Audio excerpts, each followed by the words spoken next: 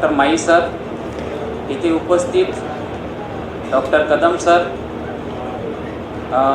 Chavan madam, तसेच आमचे सहकारी मित्र सोनोने साहेब, सर्व उपस्थित कृषी तज्ज्ञ, शेतकरी तज्ज्ञ मित्र, 20 ऑगस्ट 2019 रोजी ॲग्रोवनला आमची आले पिकाची म्हणजे आमच्या आईबाबाची यशोगाथा झळकली आणि त्या दिवशी अक्षरशः मोबाईल कॉलचे पाऊस पडला, इतके फोन कॉल आम्हाला आले.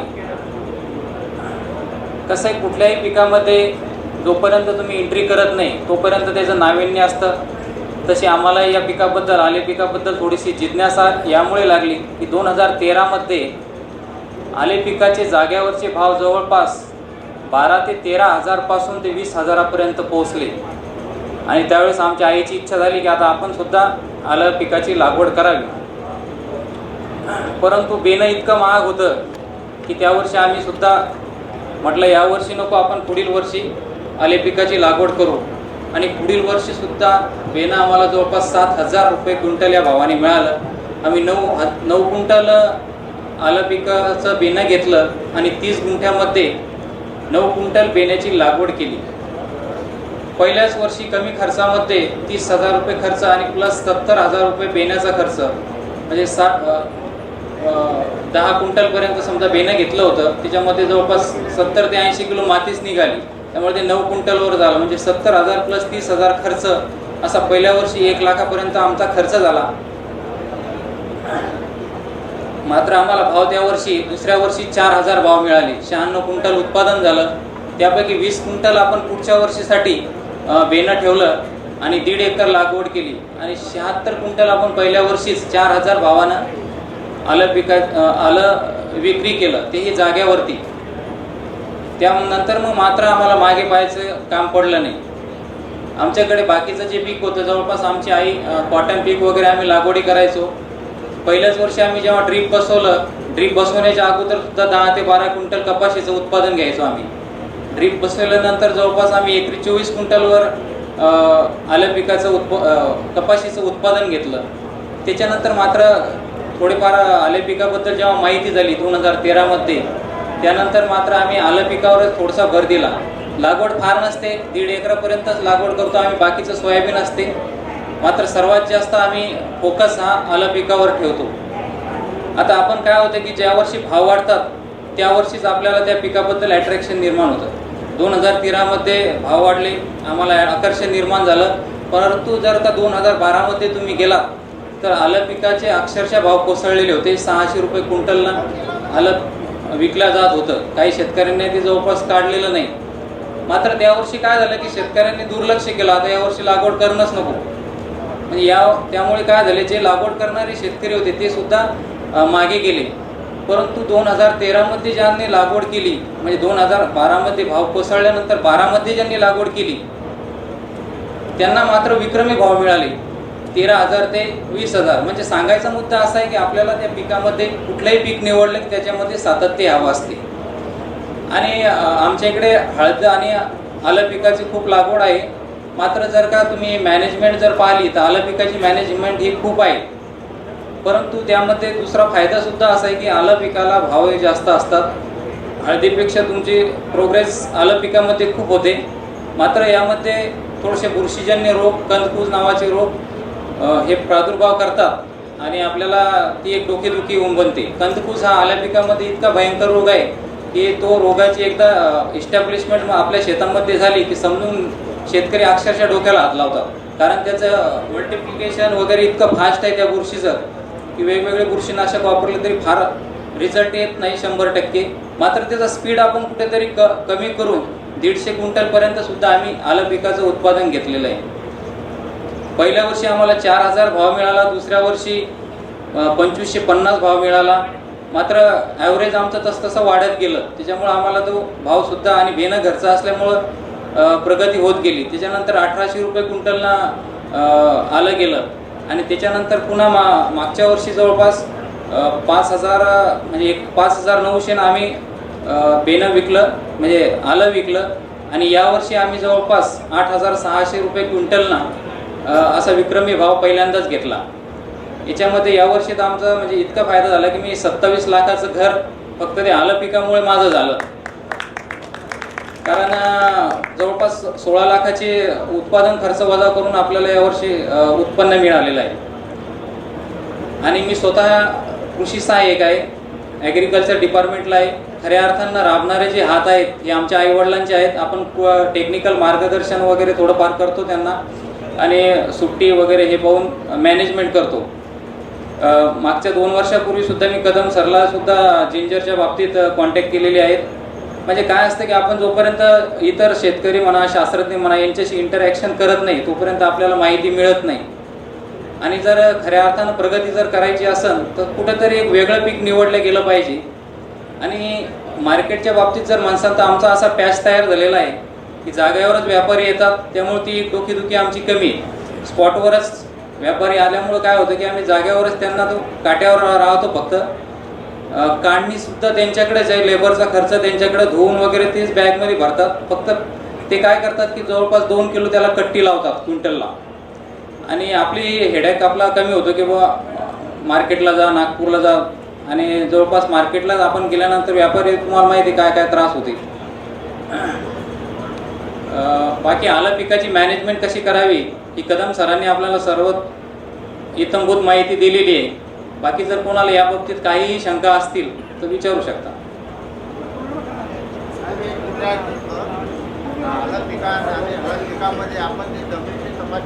आवाज नाही.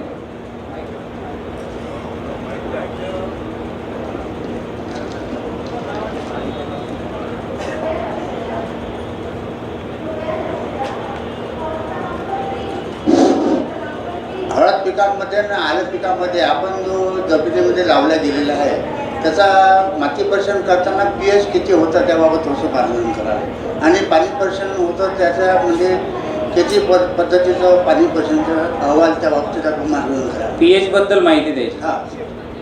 कुठले पीक निवडताना एक लक्षात घ्या की जवळपास 6.5 ते 7.5 आपला pH जर जमिनीचा असेल, म्हणजे आम्ल विम्ल निर्देशांक तुमचा जर का 6.5 ते 7.5 पर्यंत असेल तर ती जमीन कुठल्याही पिकाच्या लागवडीसाठी योग्य आहे. आणि जर का 5.5 त्याच्या खाली जर गेली ती जमिनी आम्लयुक्त असते. आणि जर का 7.5च्या वरती गेला 8-9 वगैरे तरी विम्लयुक्त जमीन असते. आता ॲसिडिक म्हणजे आम्लयुक्त जमिनी किंवा क्षारपाड भागात वगैरे आपल्याला पाहायला मिळतात. त्याच्यासाठी काय असते की सरांनी सांगितलं तुम्हाला की ढेंच्या वगैरे जमिनीत मिक्स करावा, त्याची सुपीकता वाढविण्यात यावी.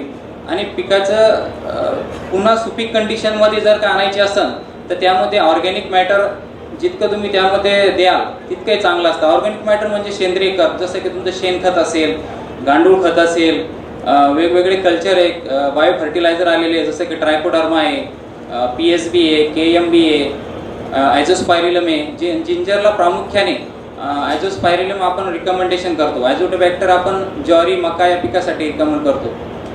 तर pH जर का वाढवायचा असेल तुम्हाला की जैविक बाबीवर आपल्याला भर द्यावा लागतो. आणि खताचे डोसेस वगैरे जे आपण जेव्हा सुरुवातीला DAPचा जर डोस दिला तर 2 महिन्यांना ammonium sulphate, single super phosphate आणि पोटॅश अशा जे सरळ खत आहे, स्ट्रेट फर्टिलायझर हे मिक्स करून आपण याला द्यायला हवी. त्याच्यानंतर 4 महिन्यांना आपण 12-32-16 वगैरे जर खत दिले, त्याच्यानंतर जर का तुम्हाला विद्राव्य खत देणं जर शक्य असेल किंवा नसेल. आता बऱ्याच वेळेस काय होतं, आपण प्रॅक्टिकली जर गेलो ना, इतके लाईटचे प्रॉब्लेम असतात की आपण फर्टिलायझर घेऊन शेतामध्ये जातो आणि तितक्यात लाईट जाते. तर त्यामुळे काय होतं की विद्राव्य खत सोडल्या जात नाही. म्हणून आपण जे टॉप ड्रेसिंगचे जे डोसेस आहे ते 3ऱ्या डोसपर्यंत किंवा जास्तीत जास्त 4थ्या डोसपर्यंतही शक्य जर झालं, शेवटचा 10-26-26चा तरीसुद्धा टाकल्या जाऊ शकतो जिथे लाईटचा प्रॉब्लेम आहे. आणि तसं जर का तुम्हाला विद्राव्य खत वापरता येतं, प्रत्येक स्टेजनुसार विद्राव्य खत आहेत, ते प्रति दिवस जर वापरलं तर 800 ते 1 किलोपर्यंतही वापरू शकता. हप्त्याला जर आपल्याकडून रोज वापरताना आले, कारण मी सांगितलं तुम्हाला लाईटचे प्रॉब्लेम खूप असतात, हप्त्याला एकरी 5 किलो विद्राव्य खते दिलं गेलं पाहिजे. Thank you sir. सर कृपया इथं उपस्थित लोकांना आपलं संपूर्ण नाव, पत्ता आणि आपण जे आले पीक जे घेता ते कुठल्या जातीचे घेता, आपण त्याच्यासाठी मातृकंद कुठून आणले होते, आणि यावर्षी सर्वप्रथम ते अभिनंदन करावेसे वाटते की आपण यावर्षी सगळ्यात जास्त आले पीक ची विक्री करून वीज हे करून घराची निर्मिती केली आणि त्यासाठी खरोखर तुम्ही मनापासून आपल्या आईवडिलांना शेतीबद्दलचं जे काय तुमचे 2 हात 4 हात लागले ते तुम्ही प्रामुख्याने या व्यासपीठावर सांगितलं, त्यासाठी मी तुमचे मनापासून अभिनंदन करतो. खरोखरच ही सर्वांसाठी एक चांगली बाब आहे. प्रत्येक माणसाने जर समजा असंच किंवा मी नाही, माझ्या पाठीमागं जे कोणी आहे त्याचे जर नाव घेतलं तर खरोखरच इथं बसलेला प्रत्येक माणूस हा त्याच्या पाठीमागं जो व्यक्ती आहे त्याला समोर येईल आणि यामुळे शेतकऱ्यामध्ये एक नवीन चैतन्य निर्माण होईल. तुम्ही तुमच्या सांगण्यावरून तुम्ही सांगितले की तुम्ही नोकरीत आहात, कृषी विभागातच आहात. तुम्हाला असं म्हणायचं आहे की बाबा कृषी विभागात असताना जे काही आम्हाला जे काही वाईट अनुभव आलेले आहे कृषी विभागाचे, किंवा या ठिकाणी कृषी सहाय्यक लोक काही शेतकऱ्यांना काही मदत करत नाही, काही एखाद्या पिकाची माहिती देत नाही, एखाद्या वेळेस काही अडीअडचणी आल्या, निसर्गाच्या जे काही दुष्काळी पद्धतीच्या निवारणासाठी काही आल्या, त्यानंतर काही पुस्तकं आली, काही त्याच्यानंतर काही उपाययोजना आल्या, तर त्या संदर्भात कुठली माहिती दिल्या जात नाही आणि दिल्या जाते ते काही त्यांच्या जवळच्या लोकांना. तर मला तुमच्याकडून हीच अपेक्षा आहे की असं कुठलंही भविष्यामध्ये तुम्ही सर्व शेतकरी समान शेतकरी हा एकच पायंडा वापरून सर्वांना तुम्ही सहकार्य करसाल असं मला मनापासून वाटते आणि तशी मी तुम्हाला प्रार्थना सुद्धा करतो आणि यावर तुम्ही स्वतः विचार करावा असे मी प्रार्थना करून मी माझे 2 शब्द तुम्हाला हे करतो. थँक्यू. मी ॲक्च्युअली इथे जो उभा आहे तो माझ्या आईवडिलाचं प्रतिनिधित्वच करून राहिलेलो आहे. मी सुरुवातीलाच सांगितलं की राबणारे हाती त्यांचे असतात. बऱ्याच वेळा आमच्या आईसोबत तर माझे वाद होतात, म्हणजे शेती करत असताना बऱ्याच वेळा वाद होतात की बा इतकी मरमर करू नको तू, तरीसुद्धा ते आईचा एक स्वभाव आहे जुन्या लोकांचा, ते ऐकत नाही. इवन आता सरांनी एक मला हुवासन नावाचं एक औषध सांगितलं होतं. जर का कंदकूज नावाचा रोग आला की त्याच्यावर आम्ही ड्रेंचिंग करत असतो, तर ते असा रोग आला की आमच्या आईचं ते 3-4 दिवसांनी पूर्ण ऑब्झर्वेशन असते, सांगायचं काहीच काम नाही. आईच मिश्रण तयार करते आणि ड्रेंचिंग चालू असते. त्याच्यामुळं त्यांचं नाव नाही घेणार तर कोणाचं घेणार, हा एक विषय. दुसरा विषय असा आहे की कृषी विभागाच्या काही गैरसमज वगैरे असतात किंवा कोणाला अनुभव येऊ पण शकतो वाईट. पण आमच्या भागामध्ये माझं जर आता हेडक्वार्टरला मी जर तसं सांगितलं तुम्हाला की आमच्या इकडं अडचण आहे, तुम्ही म्हणसाल तुम्ही इकडं काही सांगू राहिले, पण ॲक्च्युअली तसं काही नाही आहे. आमच्या इकडं आता मी आता जवळपास नानाजी देशमुख कृषी संजीवनी प्रकल्पाअंतर्गत जवळपास 1 ते 1.5 महिन्यातच 113 लोकांना 11.5 लाख रुपयाचं वाटप केलेलं आहे. आणि कुठल्या शेतकऱ्याची अशी हे नाही म्हणणार. आता शेतकरी पण बऱ्याच वेळेस काय म्हणतो, तुम्ही नोकरी दे, तुम्हाला का तुम्ही फक्त सांगताना असं होते. माझ्या बाबतीत असा काहीच विषय नाही. मी पूर्ण शेतकऱ्यांना कंटेनचं नाव देत असतो, कुठले ट्रेड नेम काय नाही. कॅप्रिटॉप असं नाव कधी सांगणार नाही. पायरेक्लोस्ट्रॉबिंग प्लस मेटेरियमची फवारणी घ्या, म्हणजे इतकं प्रिस्क्रिप्शनसुद्धा दिलेले आहेत. माझे प्रिस्क्रिप्शनचे फोटो कमिशनर साहेबांसोबत सुद्धा आमच्या साहेबांनी शेअर केलेले. तर तो एक भाग आहे समजा. परंतु आपल्याला जर का काही वेगळं करायचं असेल, आता सोयाबीनचे भाव तुम्ही 5-6 वर्षापासून बघून राहिलेले की खूपच लॉसमध्ये शेतकरी आहे. त्याच्यामुळे कसं आहे, शेतकऱ्यांचं काय होतं, एकदम भाव पाहिले की 4-5 एकर लागवड करून टाकतात. तर तसं 4-5 वगैरे एकर लागवड नाही करायची कधीच. कुठेही सुरुवात छोट्या गोष्टीपासून चालू करायची. आपण एकदम भपकेबाजूवर वगैरे जायचं नाही. मला जेव्हा मागच्या वर्षीच गोपाल भाऊ हागे यांचा ॲग्रोवनचे पत्रकार आहेत, त्यांचा फोन आला होता. म्हटलं साहेब आपल्याला जे आहे ते रिअल टाकायचं आहे. तर ते म्हणे आम्ही रिअलच टाकतो म्हणे, तो काही विषय नाही म्हणे. काय होतं म्हटलं, शेतकरी फसल्या जातो आणि विनाकारणचं त्याला एक काहीतरी चॉकलेट दाखवल्यासारखं होते. त्याच्यामुळे माझी जी यशोगाथा आहे 20 ऑगस्टची तुम्ही जर पाहाल तर त्याच्यामध्ये शब्द आणि शब्द खरा आहे. म्हणजे कुठल्याही प्रकारचे तुम्हाला त्याला तेल लावून काही वगैरे सांगितलेलं नाही. आणि मॅनेजमेंटच्या बाबतीत तर सरांनी सांगितलेलं आहे, तोच विषय काही रिपीट करायची काही गरज नाही आहे. बाकी काही क्वेश्चन जर असेल तर सांगा. मार्केट असा विषय आहे की आल्याचं मार्केट जवळपास सर्व जिल्ह्याच्या जे मुख्यालय समजा तिथे आहेच. परंतु जर का आपण 5-6 शेतकरी वगैरे जर तयार झालो त्या पॅचमध्ये, तर तुम्हाला जागेवर व्यापारी घ्यायला तयार होतात. आणि कधीच वेळ येते की बुवा मार्केटला म्हणजे भाव ढासळलेले असतात. भाव ढासळले की व्यापारी थोडेसे भाव खातात, परंतु आपण सुद्धा थोडं सातत्य ठेवणं आवश्यक आहे. आणि एकदा तुमच्या स्वतःचं जर का बेणं तयार झालं ना, तर तुमचं समजून घ्यायचा फायदा सुरू झालेला आहे. पहिलंच वर्ष एक तुमचं लॉसमध्ये राहते. आता मी यावर्षी जवळपास 9,500पर्यंत बेणं गेलेलं आहे शेतकऱ्यांना. तर आता 9,500पर्यंत बेणं पहिल्याच वर्षी इतकं महागडं बेणं घेऊन लागवड करायची गरज नाही. इतकी भरपूर प्रमाणात लागवड झालेली. परंतु योगायोगानं असं झालेलं की आता 17 सांगली सर आलेलेच येते. मला वाटतं तिथं परतीच्या पावसानं वगैरे खूप कंदकूच नावाचा अटॅक आला आणि बरंचसं क्षेत्र सर कमी झालेलं आहे असं ऐकण्यात आहे, 25 ते 30%. आणि तुम्ही एक लक्षात घ्या, बऱ्याचशा नवीन शेतकऱ्यांना असं वाटतं की आपण यामध्ये घुसावं की नाही. तर तुम्ही एक लक्षात घ्या, आमच्यासारख्या आता 5-6 वर्षापासून लागवड करून राहिलेली, हा जो पॅच तयार झालेला आहे आता आमचा, याच्यामध्ये 20% 25% रॉट म्हणजे कंदकुज नावाचे रोग येणं सुरू झालेले आहे. म्हणजे असं काही वाटू द्यायचं काम नाही की बुवा नवीन शेतकऱ्याने त्यामध्ये, कारण नवीन भागामध्ये जर लागवड झाली तर ते कंदकुज 2-3 वर्ष तुम्हाला त्रासच देणार नाही. तसंही कंदकुज जर टाळायचं असेल तर शक्यतोवर 3 ते 4 वर्ष ते शेत रिपीट व्हायला नको. पण आता आमचं काय झालेलं आहे, आमच्या भागामध्ये खडकपूर्ण डॅम झालेला आहे, शेतीचं क्षेत्रसुद्धा कमी झालेलं आहे. त्यामुळे काय झालेलं आहे की आमचे जास्तीत जास्त 2 वर्षातच ते आम्हाला रिपीट करावं लागतात. आणि रिपीट केल्यामुळे काय होतं, शक्यतोवर त्या बुरशा तिथंच उपलब्ध असतात. तुम्ही आता आम्ही खोलगट नांगरणी करून सुद्धा पाहिली, परंतु ती बुरशी कुठंतरी तोंड वर काढते. तिचं स्पोर्स इतके दुस्पोर वगैरे जे असतात ते खूपच फास्ट मल्टिप्लिकेशन आहे त्याचं, की तोच एक रोग आहे. म्हणजे प्रत्येक पिकामध्ये कसं असते, कुठली गोष्ट डॉमिनंट व्हायला लागली की त्याला निसर्गच एक देऊन टाकते की त्याला कुठंतरी त्याचं थांबविला गेलं पाहिजे म्हणून. तसंच याच्यामध्ये जिंजरमध्ये सुद्धा रायझोम रॉट किंवा कंदकुज आहे.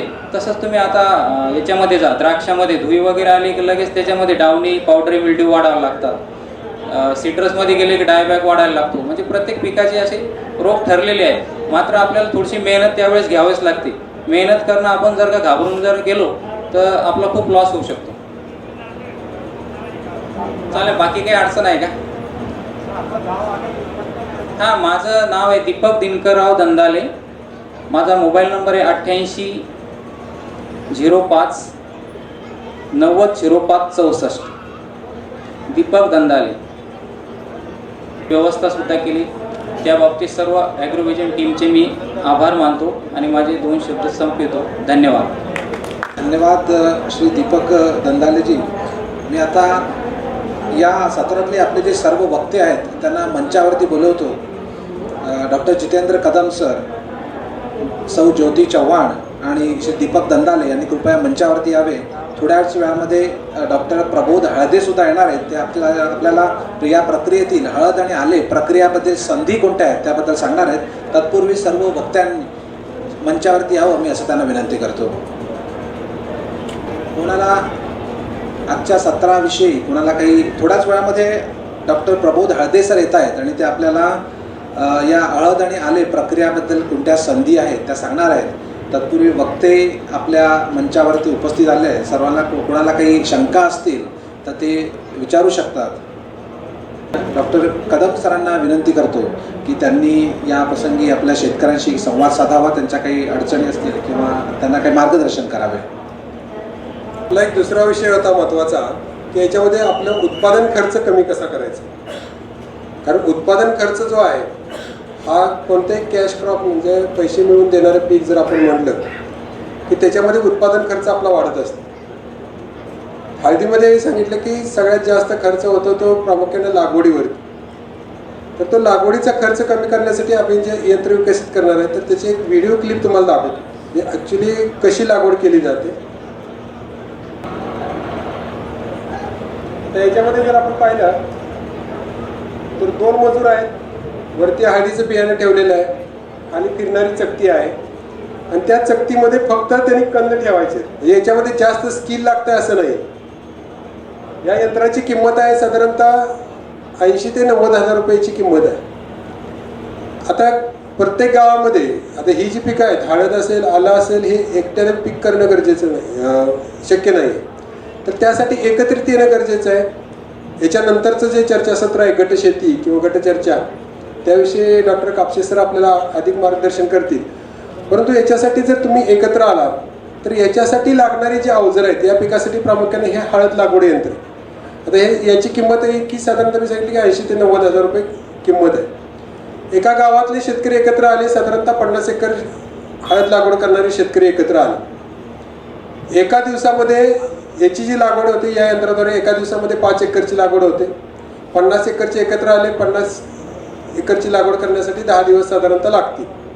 यंत्राची किंमत आहे 80 ते 90 हजार रुपये. एक मजुराकरवी जर आपल्याला लागवड करायची असेल तर मजूर एका एकरची लागवड करण्यासाठी साधारणतः 3.5 ते 4 हजार रुपये त्याचा दर आहे.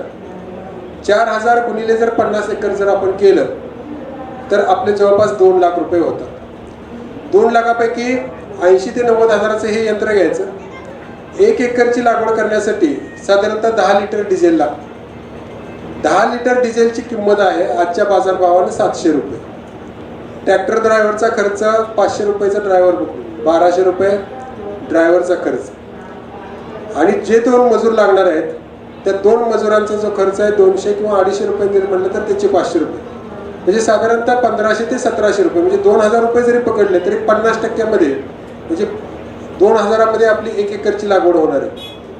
आता 2000 1 एकरची लागवड जर आपली होत असेल तर हे यंत्र घ्यायला काहीच हरकत नाही. म्हणजे पण एकत्रच ज्यावेळेस आपण येतो त्यावेळेस आपल्याला त्याचा चांगला फायदा आपल्याला झालेला दिसून येतो. त्याच्यानंतर दुसरं जे यंत्र आहे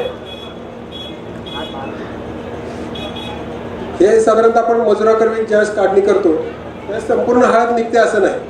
ह्या यंत्राद्वारे आपण लागवड करतो त्यावेळेस पूर्ण कंद वर उचलला जातो आणि कंदाची काढणी जी आहे ती काढणी होते. ही पारंपरिक पद्धतीमध्ये बऱ्याच वेळा कंद जे आहे ते कंद जमिनीमध्ये राहण्याची शक्यता असते. हे हळद काढणी यंत्र आहे. आता याच्यामध्ये कंद ज्याच्या खाली बरोबर ही पुढची जी पाती आहे पुढची पाती बरोबर कंदाच्या खाली जातात, कंद वरती उचलले जातात आणि हे पाठीमागच्या चेनवरती टाकले जातात. त्यामुळे जमिनीमध्ये हळद राहण्याचं प्रमाण किंवा जमिनीमध्ये कंद राहण्याचं प्रमाण जे आहे ते अगदी नगण्य आहे. त्यामुळे याचा फायदा आपल्याला चांगला होऊ शकतो आणि शिवाय मजुरीमध्ये बचत होते, कारण मजूर खांदणीसाठी परत तो एकरी 3,500 ते 4,000 रुपये घेतो.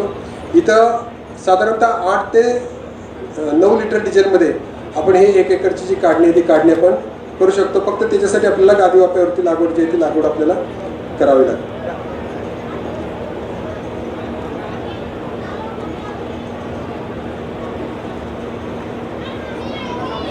हे हळद काढणी केल्यानंतर हळद शिजवण्यासाठीचे जे आहे ते शिजवण्यासाठी आपण जे वाफेवरतीचे जे कुकर आहे ते वाफेवरतीच्या कुकरचा आपण वापर करू शकतो. तर अशा पद्धतीने यांत्रिकीकरणाचा जर आपण हळदीमध्ये वापर जर केला तर नक्कीच आपल्याला त्याचा चांगला फायदा होऊ शकतो. हळदी सर आलेले आहेत, मी त्यांना विनंती करतो की त्यांनी त्यांच्या विषयाला सुरुवात करा. व्यासपीठावर उपस्थित डॉक्टर कदम आणि सक्सेस स्टोरी दिलेले 2 आमचे कृषी मित्र फार्मर, आणि मॅडम मला खरंच खूप आनंद झाला की एक ॲक्च्युली बिईंग अ लेडी आणि आपण एवढं चांगलं मार्केटिंग आणि हे करता. सॉरी मला मध्ये जावं लागलं कारण त्या दुसऱ्या कार्यशाळेमध्ये एक छोटं टॉक होता. आपल्या या सभागृहामध्ये बसलेले आणि इतकं सुंदर मार्गदर्शन केलं आहे डॉक्टर कदमांनी की मला वाटत नाही की सर आता माझ्यासाठी काही तुम्ही सोडलेलं आहे. You have covered everything and next time I would request organiser you should conduct half a day कार्यशाळा, कारण तुमच्या क्लासमध्ये ना इतकं बसावं असं वाटतं, इतकं सुंदर बोलता तुम्ही. आणि मी खरंच म्हणजे तुमचे जे काही अधिकारी असेल त्यांनाही आम्ही म्हणू की सर खूप छान तुम्ही करता, you should be part of extension team. किती लोक शेतकरी आहेत हळदीचे आणि आल्याचे? हातवरती करा. शेतकरी, व्हेरी गुड. आणि किती लोक हळदीचा व्यापार करतात किंवा प्रोसेसिंग करतात किंवा असं काही करतात? बाकी मग उरलेले त्यांचा हळदी आणि आल्यामध्ये काय इंटरेस्ट आहे? शेती आहे म्हणून इंटरेस्ट आहे शेती. अच्छा, सॉरी, इंटरेस्ट आहे म्हणून आणि आता करायची इच्छा आहे तुम्हाला. हां, कदम सरांचं लेक्चर ऐकल्यानंतर तुम्हाला कळून आलं असेल की या हळद आणि आलं दोघांमध्येही आपल्याला काय काय फायदा होऊ शकतो आणि काय होऊ शकेल. माझा विषय राहणार आहे प्रोसेसिंग आणि मार्केटिंगचा. मित्रांनो, मी पण एक शेतकऱ्याचा मुलगा आहे. मी नागपूरचाच आहे, आता जरी मुंबईला असतो. मी इमिडिएट पास्ट प्रेसिडेंट आहे association of food scientist and technology CFTRI Mysore. आमचा CFTRIचा स्टॉल पण आहे D1मध्ये, खूप मोठा स्टॉल आहे. आणि हळद आणि आल्याचं प्रोसेसिंगबद्दल त्या स्टॉलवर तुम्हाला पूर्ण माहिती मिळेल. आणि खास करून मॅडम जे ड्राईंगची प्रोसेस आहे, क्युरिंग, ड्राईंग आणि पॉलिशिंग, कदम साहेब आपण बोललात की ड्राईंगसाठी ती इकॉनॉमीमध्ये बसत नाही, पण मी तुम्हाला सांगू इच्छितो सर की जी नवीन मेथड CFTRIने काढलेली आहे, एक तर टाईम पण वाचवतो आणि दुसरा तुमचा कलर ब्राईट करतो, नॅचरल कलर ब्राईट करतो. आणि आपल्या फंगसला फॉरेनला जाताना सर्वात मोठा प्रॉब्लेम आहे तर थोडा मायक्रोबॉलॉजिकल आपल्याकडे फंगस लागतो आपल्या हळदीला, तो या मेथडमध्ये लागत नाही. ॲडव्हान्स मेथडमध्ये कसं असतं, आपण शेतकरी आहोत, प्रत्येक गोष्टीत कमी खर्च करायचा, त्यामुळे माल चांगला मिळू शकतो किंवा कमीत कमी खर्च करून जास्तीत जास्त चांगला माल, हे बरोबर आहे. पण जे लोक इथे शेतकरी म्हणून बसले असतील, माझी पहिली विनंती आहे, तुम्हाला समजा 2 भाऊ असतील, एक मुलगा असेल, आपल्या फॅमिलीमधला एक जण मार्केटसाठी सोडा. ऐकून घ्या मी काय म्हणतो. तुमच्या फॅमिलीमधला एक जण मार्केटिंगसाठी, मार्केट स्टडीसाठी मोकळा ठेवा. नुसतं प्रोडक्शन करून, नुसतं प्रोडक्शन वाढवून आपल्या खिशात 2 पैसे मिळू शकणार नाही. आपल्याला मार्केटिंगचा स्टडी करावा लागेल, वेगवेगळे प्रोसेसेस करावे लागतील. या कंपन्या बघा, उबर, ओला, फेसबुक, यांच्याकडे काही नाही आहे, फक्त कल्पकता आहे. स्वतःची गाडी पण नाही उबरकडे. आज तेवढी मोठी कंपनी झाली. आपल्या फूड प्रोसेसिंगमध्ये सुद्धा आपल्याला असं काहीतरी करायचं आहे. आता या 2 कंपन्या बघा, ग्रुप ए आणि ग्रुप मी बदल्या. ग्रुप ए मध्ये ॲम्बॅसिडर आहे, नोकिया आहे, HMT वॉचेस आहे, ड्यूक्स आहेत. या कंपन्या बंद पडायला आल्यात किंवा बंद पडलेल्या आहेत. दुसरीकडे 100 वर्षापासून चालणाऱ्या कंपन्या IBM, कोक, टाटा ग्रुप, गोदरेज, नेस्ले वगैरे, यांच्याकडनं आपल्याला काहीतरी शिकायचं हे आहे, नाविन्यपूर्ण सातत्याने करत नाही राहिलं तर आपली गत ॲम्बॅसिडर कारसारखी होऊ शकते, जी टॉपला होती 1 नंबर. आणि आपल्या विदर्भामध्ये खास करून तेच, कारण नाविन्यपूर्वक नवीन प्रयोग करण्याची जी फुमक आहे, काहीतरी करायला पाहिजे. आपल्या विदर्भातल्या शेतकऱ्यांनी खास करून नवीन जे सायन्स आहे ते बोटं न मोडता ॲक्सेप्ट करायला आणि नवीन मार्केट शोधून तिथे जाऊन धडपड करून आपण आपला माल न्यायला पाहिजे. ही गोष्ट तुम्ही लक्षात ठेवा. Marketing and marketing. बाकी सगळं आपण करू शकतो साहेब. आपला कृषी विज्ञान परिषद आहे, कृषी क्रांती केंद्र आहेत, government of Maharashtra, government of India, सगळ्या सोयी आहेत. मार्केटिंगबद्दल नवीन जाती, प्रजाती, त्याचे प्रोसेसिंग. हे बघा, भारताची लोकसंख्या किती? 130 करोड. किती? 130. ॲग्रिकल्चर डिपेंडंट इकॉनॉमी आपली. 70% लोक ॲग्रिकल्चर डिपेंडंट इकॉनॉमीमध्ये, इन्क्लुडिंग प्रोसेसिंगमध्ये. पण आपल्या ॲग्रिकल्चर डिपेंडंट इकॉनॉमीमधनं किती प्रोड्यूस निघतो? जो GDPचा फक्त 20%. म्हणजे बघू, आपली लोकसंख्या समजा भारताची 100 आहे आणि आपलं उत्पन्न 100 रुपये आहे. 70 लोक जे उत्पन्न करतात त्याची व्हॅल्यू आहे मार्केटमध्ये 20 रुपये आणि 30 लोक जे उत्पन्न करतात त्याची व्हॅल्यू आहे 70 रुपये. म्हणून आपला फार्मर हा गरीब आहे. आपला किसान, आपला फार्मर हा याच्यासाठी गरीब आहे कारण आपण व्हॅल्यू ॲडिशनच करू शकत नाही जास्त. आपल्याला प्रत्येकाच्या शेतात थोडं व्हॅल्यू ॲडिशन करायचं आहे. एक व्हॅल्यू ॲड करा तुम्ही. जसं दुधानी पश्चिम महाराष्ट्राचं, गुजरातचं चित्र बदलवलं कारण त्यांनी व्हॅल्यू ॲडिशन केलं. चिलिंग प्लांट लावले आणि दूध जास्त प्रोसेस करून दूध पाठवलं. आपल्याला तेच करायचं. आता मी येणारे जे ट्रेंड आहेत ते तुम्हाला सांगतो, जे चालणार आहेत येत्या 5 वर्षामध्ये फूड प्रोसेसिंगमध्ये. त्याच्यात ऑर्गॅनिक, नॅचरल हा एक ट्रेंड आहे. आपण हळद आणि आलं करतो. ऑर्गॅनिक हळद किती जो लोकांना करण्याची इच्छा, हात वरती करा. ऑर्गॅनिक हळदीला सिक्कीम नावाचं एक राज्य आहे. तिथे आमचे तिथले agriculture director is good friend of mind. तिथे ते लोक ऑर्गॅनिक हळद करून सर्टिफिकेट आणून एक्सपोर्ट करतात आणि पाठवतात आणि बाजारभावापेक्षा 1.5 पटीने ते विकतात. आपल्याकडे असा एक ग्रुप बनवा. माझी एक रिक्वेस्ट आहे सरांना, जेवढे लोक हळदीमध्ये आणि आल्यामध्ये इंटरेस्टेड असतील त्यांचा एक व्हॉट्सअप ग्रुप बनवा. बघा, ही कार्यशाळा आहे. मॅडम आल्या तितकं चांगलं बोलून निघून जातील. एक कार्यशाळेसारखा एक आपला व्हॉट्सअप ग्रुप बनवूया.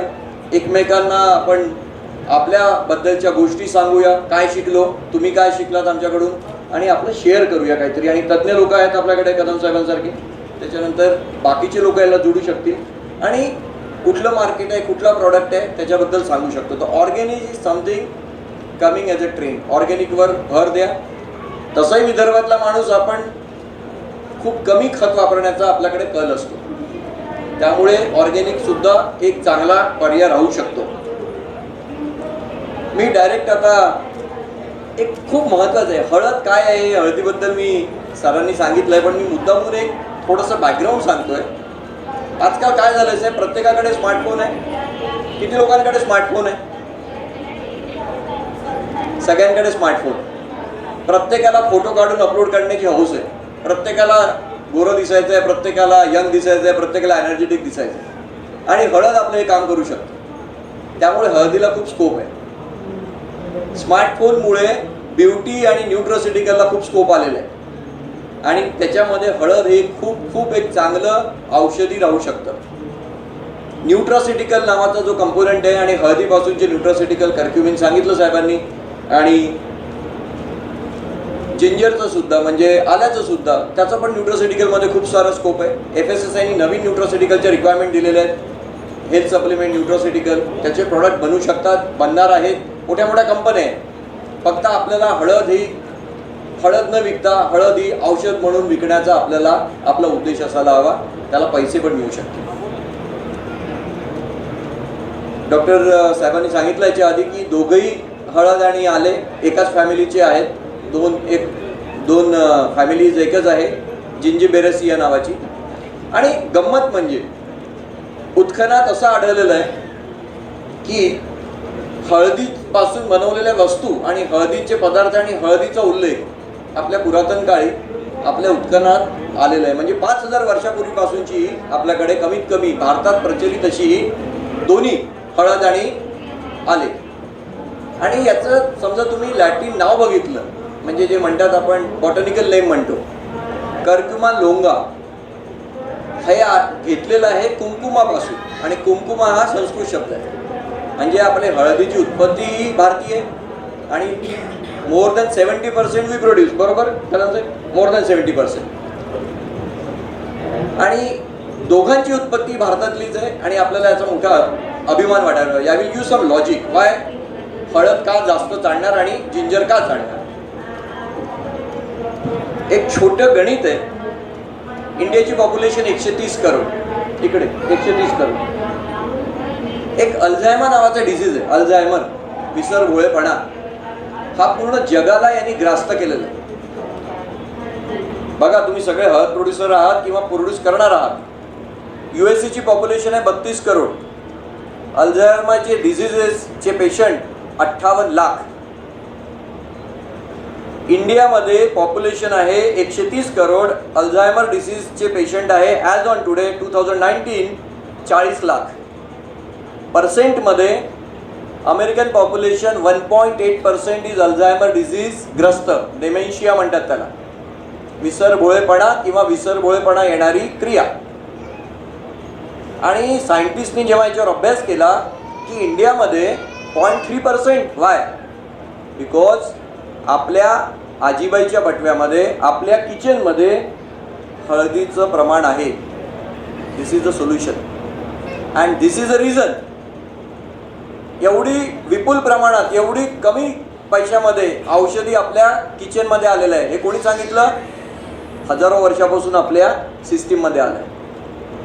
आपला इंडियामधला हळदीचा जो वापर आहे दर डोई per person per year around 250 ग्रॅमकडे जातो. म्हणजे दिवसाला 800 milligram, 0.8 gram. Average global is below 1.1. That is a reason why we do not have Alzheimer disease. This is a big thing. एकदा अल्झायमर डिझीज लागला तर त्याच्या ज्या गोळ्या आहेत त्या खूप महाग आहेत आणि त्याही कर्क्युमिन बेस्डच आहेत. तर हळदीला आपण नुसतं हळद ॲज अ फूड न बोलता न्यूट्रोसिटिकल आणि मेडिसिनच्या दृष्टीने आपण त्याची उत्पादकता वाढवायला पाहिजे, क्वालिटी वाढवायला पाहिजे, व्हॅल्यू ॲडिशन वाढवायला पाहिजे. आणि the price also you will get like that. But आपण हळद म्हणून विकली आणि त्याला क्वालिटी अश्युरन्स दिला नाही. आता छोट्या छोट्या गोष्टी आहेत. कदम साहेबांचं मी ऐकत होतो, पाणी बंद का करायचं, 1 महिना आधी का करायचं, कलरवर परिणाम होतो, फंगस वाढते क्वालिटीमध्ये.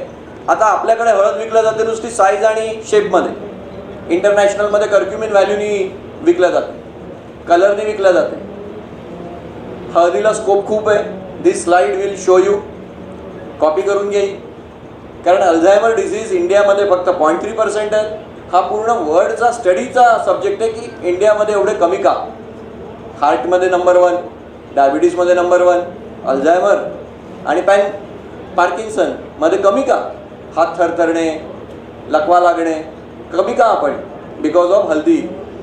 आणि दिवसेंदिवस याचा वापर आपण फास्ट फूडच्या माध्यमाने कमी करतोय. तो पण आपण एक सुधारायला हवा की we should go back to our roots. आपण जसं आधी खायचो तसंच खायला पाहिजे. हळदीची फोडणी हे एक सर्वात चांगलं रसायन आहे.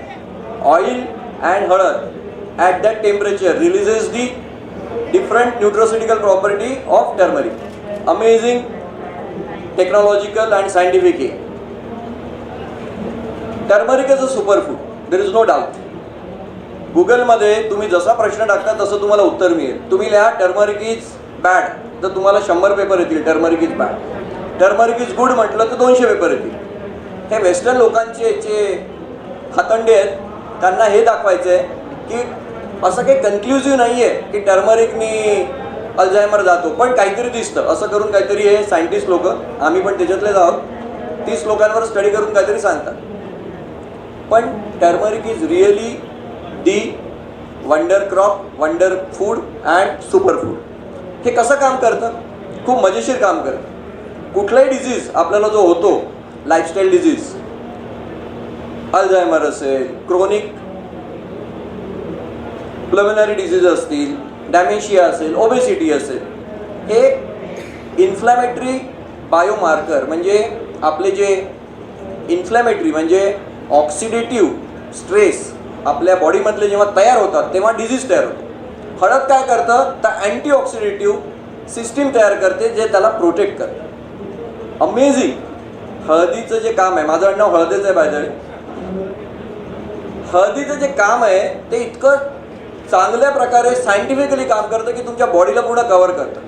आता तुम्हाला गंमत सांगतो, दिल्लीमध्ये पोल्युशन आहे, आता कमी झालं. खूप पोल्युशन म्हणजे असं धुकं नाही तर कार्बन डायऑक्साईड आणि स्मोक आणि फॉग असं मिश्रण स्मॉग म्हणतात त्याला. तर सगळे सायंटिस्टने रिसर्च केला तर करायला काय पाहिजे याला. नाव द सिस्टीम इज 200 रुपयाचं तुम्ही एक मास्क लावा, घरामध्ये प्युरिफायर लावा 5000 रुपयाचं, तुळशीचं रोप लावा. एका सायंटिस्टने सांगितलं हळद आणि गूळ तुम्ही दररोज 2 ग्रॅम खा, तुमची इंटेस्टायनल आणि पूर्ण सिस्टीम, पॅनक्रियाटिक सिस्टीम क्लीन राहील.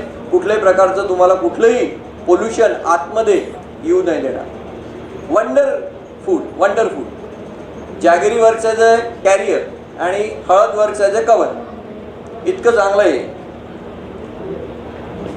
जे फायटोकेमिकल कंपोनंट्स आहेत हळदीमधले, कर्क्युमिन, मेन कर्क्युमिन समजतो आपण, पण कर्क्युमिनचे पण 3 प्रकार आहेत.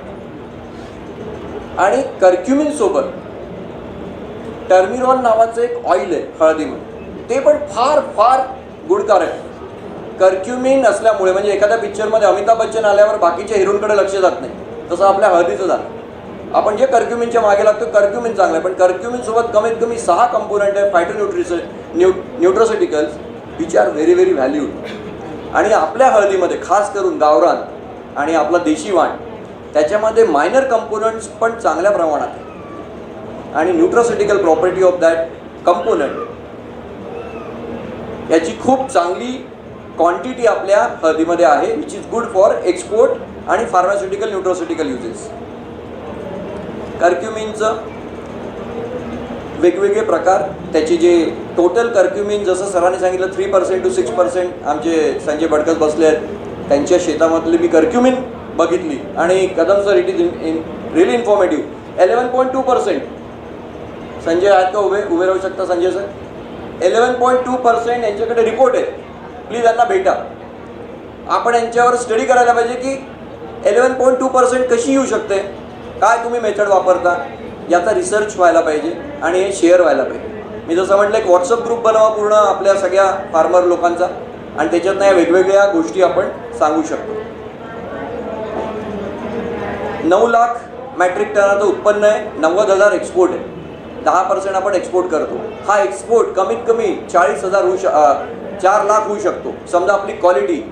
Most of the rejection in export एपिडाचे ॲक्च्युली मी आता ज्या दुसऱ्या हॉलला गेलो होतो लेक्चर द्यायला, तिथे ॲपिडाचे वाघमारे साहेब बसले आहे. त्यांचं असं म्हणणं आहे की 80% of the export in turmeric is getting rejected because of the fungus.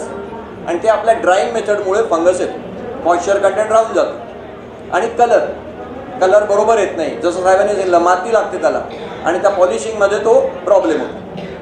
चांगला स्कोप एक्सपोर्टला आहे, मेडिसिनल यूज आहे, फूड इंडस्ट्रीमध्ये आहे, कॉस्मॅसिटिकलमध्ये आहे, फार्मास्युटिकलमध्ये आहे, नॅचरल कलरमध्ये आहे. टर्मरिक लॅटे, आता मी एक स्टार्टअप बघितला, साताराला एक मुलगी आहे, तिने हळदीचं दूध बनवलं एवढ्या छोट्या ह्याच्यात, आणि ऑनलाईन विकतात आहे 50 रुपयाला शॉट, म्हणजे छोटा shot. I was really surprise की टर्मरिक लॅटे म्हणजे हळदीचं दूध, पण त्यांनी जे एक्स्ट्रॅक्ट केलं आहे ते कोल्ड एक्स्ट्रॅक्ट केलं आहे, म्हणजे हीट करून नाही केलं, कोल्डमध्ये केलं. कलर रिटेंड आहे, खूप चांगला आहे. असे काहीतरी आपण वेगळे करू शकतो.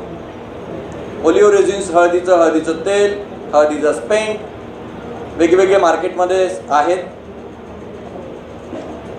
जिंजरबद्दल सुद्धा, हळदीची बहीणच आहे जिंजर, किंवा हळदीचा भाऊ समजा, याचं सुद्धा जे ॲक्च्युली ॲक्टिव्ह इन्ग्रेडियंट आहे जिंजीरबन अँड शोगल, ह्या दोन्ही गोष्टी अँटी कफ, म्हणजे तुम्हाला समजा कुठल्याही प्रकारचं कफ असेल, नुसतं तुम्ही थोडंसं सुंठ घेतलं तो कफ जाऊ शकतो, एवढी प्रॉपर्टी त्या याच्यामध्ये. म्हणण्याचा उद्देश असा आहे, हळद आणि जिंजर हे फूड न बघता त्याला न्यूट्रोसिटिकल आणि फार्मा बघितलं, आणि तसं आपण कल्टिवेट केलं, आणि त्याच्याप्रमाणे आपण मार्केटिंग पण केलं. सगळे नाही करू शकणार, मान्य, पण कोणीतरी सुरुवात करायला पाहिजे. आपण जरूर समोर जाऊ शकतो. जिंजर US ला, आता मी मागच्या वर्षी US ला होतो, मी बघितलं सुपर मार्केटमध्ये जिंजर आणि हळदीवर लोक पागल झाले. 3 प्रकार भारतामधनं, coconut oil, virgin coconut oil, turmeric, आणि ते कॉल्ड व्हर्जिन टर्मरिक म्हणजे ऑर्गॅनिक टर्मरिक, आणि जिंजर बॉल. एवढे मोठे त्यांनी मोठे शेल्फ लावलेले आहे, आणि US is mad for this all the 3. पण याच्यात पैसा कोण कमवत आहे? मधले लोक कमवत आहेत. शेतकऱ्याला माहीत नाही. आपण ती क्वालिटी बनवत नाही. क्वालिटी बनली तरी आपण तो, कारण आपण मार्केटमध्ये विकतो, तर मार्केटमध्ये ती प्राईस मिळणार नाही. आपण गट बनवायला पाहिजे. मिनिस्ट्रीचे वेगवेगळे प्रमोशन्स आहेत, एपिडाचे प्रमोशन आहेत, त्याच्यातनं काहीतरी करायला पाहिजे. ICRचा स्टॉल आहे आमचा इथे D1 मध्ये, प्लीज व्हिजिट करा. हळदीचं drawing is one of the area की आपण त्याच्यामध्ये खूप सारे मायक्रोबायोलॉजिकल कंटॅमिनेशन, कारण ही खूप एक लॉंग प्रक्रिया आहे. क्युरिंग, कुकिंग, ड्राईंग, पॉलिशिंग, जवळजवळ आपले 20 दिवस त्याच्यात जातात. त्यांनी इन्स्ट्रुमेंट बनवले आहेत, नवीन इक्विपमेंट बनवले आहेत की सोलर ड्राईंगचा उपयोग करून मातीशी संपर्क न करता क्युरिंग होऊ शकतं, कुकिंग होऊ शकतं. प्रेशराईज कुकर लावलेले आहेत, त्याच्यानंतर ड्राईंग होऊ शकतं आणि पॉलिशिंग होऊ शकतं. प्लीज तुम्ही व्हिजिट करा. 2 लाखापासून 3 लाखापर्यंतची फक्त इन्व्हेस्टमेंट आहे. मिनिस्ट्री ऑफ फूड प्रोसेसिंगच्या स्कीम्स आहेत. त्याच्यानंतर CFTRIचा जो स्टॉल आहे, प्लीज व्हिजिट करा. Indian institute of IIT Thanjavur, त्यांनी हळदीचे भरपूर प्रोडक्ट काढलेले आहेत. त्यांना तुम्ही व्हिजिट करू शकता. याचा फोटो घ्या. हे प्रेझेंटेशन तुम्ही सगळे कॉपी करू शकता. हे प्रेझेंटेशन घेऊन जाऊ शकता. तर थोडक्यात मित्र, हळद आणि आलं हे गॉड गिफ्ट मिळालेले आहेत भारताला नाही, जगाला. आणि भारत हा असा देश आहे की फक्त भारतच प्रोड्यूस करतो.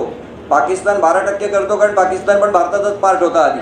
अदरवाईज कुठल्याच भागामध्ये आपल्यासारखी हळद होत नाही. आणि कर्क्युमिन व्हॅल्यू साऊथ आफ्रिकेमध्ये होणारी हळद फक्त 2 ते 3%, आपलीच फक्त एवढी जास्त आहे. तर याला आपण how we can convert in to the value added, आणि याच्यातनं फार्मरला 2 पैसे जास्त मिळतील, फार्मर 2 पैसे इन्व्हेस्ट करेल, and we can actually make a good story of success story of हळद आणि जिंजर. आणि आपण याला हळद न म्हणता, कारण जो नाम आहे आता हळद म्हणजे म्हटलं तर ही आपली घरची झाली, असं काहीतरी कॉईन करायला पाहिजे. असं कर्क्युमिन काहीतरी असं फॉरेनचं नाव वाटतं. असं काहीतरी तुम्ही ब्रँड काढा, तुमच्या सगळ्यांना सोबत घेऊन चांगलं अट्रॅक्टिव्ह पॅकिंग करा, आणि काहीतरी एक असा ग्रुप करून पुढच्या वर्षी आपण जेव्हा पुन्हा भेटू तेव्हा सर असं काहीतरी करा की याच्यातनं 10 सक्सेस स्टोरी निघतील. धन्यवाद.